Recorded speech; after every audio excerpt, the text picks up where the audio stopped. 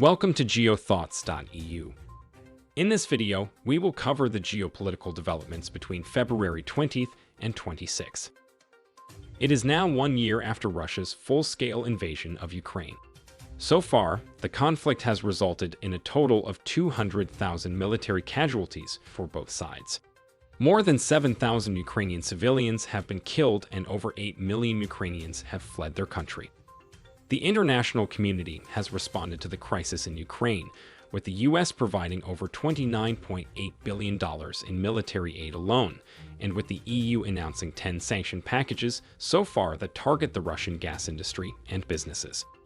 The war has also made energy and food security synonymous with national security. African and Middle Eastern countries are critically dependent on wheat and other food supplies from Russia and Ukraine, and have since been experiencing rising food prices and supply chain constraints. The incredible volatility of both energy and food prices necessitates new focus and innovative action by countries at the forefront of climate change. With the conflict showing no signs of resolution, the need for international cooperation in addressing its consequences remains crucial. In the meantime, U.S. President Joe Biden paid a surprise visit to Kyiv and met with President Zelensky. In the speech he gave in the presidential palace, he said that Kyiv still stands, Ukraine still stands, and democracy still stands, displaying full Western support for Ukraine. In addition, Biden further pledged $500 million in military aid. So far, the U.S. has provided approximately $70 billion. Following his surprise trip, President Biden went to Poland, the leading European country since the beginning of the war. After meeting Polish President Duda, Biden reiterated U.S. support for Ukraine in a speech before an excited Polish crowd and warned against hard and bitter days ahead. He necessitated European security, which reaffirmed U.S. support for NATO, and as he called it, the most consequential alliance in history. On the other hand, the European Union approved its 10th package of sanctions in an effort to support Ukraine. The latest round of sanctions is designed to make financing the war more difficult and restrict exports of tech equipment and military parts. The EU has also blacklisted more individuals, banks, and businesses, including those involved in propaganda and drone delivery, and aims to cut trade between the EU and Russia by more than $10 billion.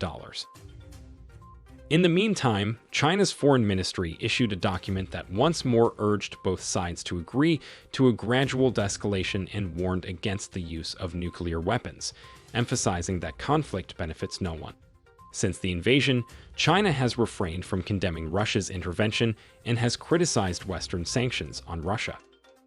On the other hand, Russian President Putin suspended Russia's participation in the New START treaty with the United States, a nuclear arms treaty that regulates and limits the two sides' nuclear arsenal. Putin further stated that his decision is not a complete withdrawal from the treaty, but a countermeasure against the U.S. attempts to turn the Ukraine war into a global conflict. Signed in 2010 by former U.S. President Obama and Russian President Medvedev, the New START treaty limits the two biggest nuclear powers to 1,550 warheads each. Both sides were in negotiations last year to extend the treaty, which is set to end in 2026. Yet, talks collapsed after Russia pulled out.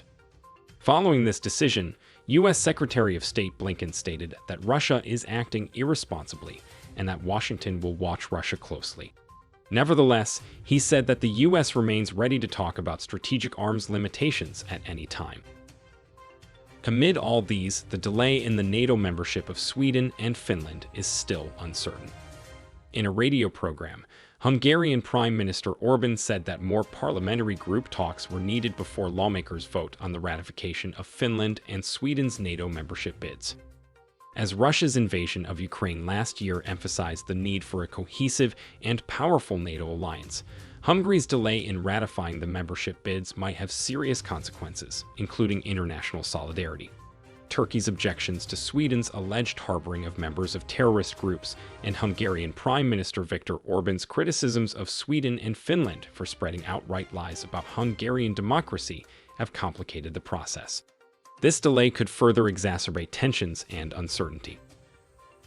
In a visit to Ankara, The U.S. Secretary of State Blinken has urged NATO allies Greece and Turkey to calm their rhetoric in a bid to promote unity within the transatlantic alliance.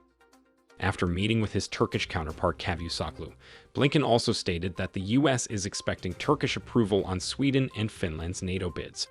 He also encouraged his Greek and Turkish officials to take a break from their long-standing disputes over sea boundaries in the eastern Mediterranean and expressed optimism that this timeout would provide a chance for diplomatic settlement, and urged both parties to avoid impulsive acts and further regional destabilization. That was all for the last week's top geopolitical developments from across the world. Thank you for watching. See you next week.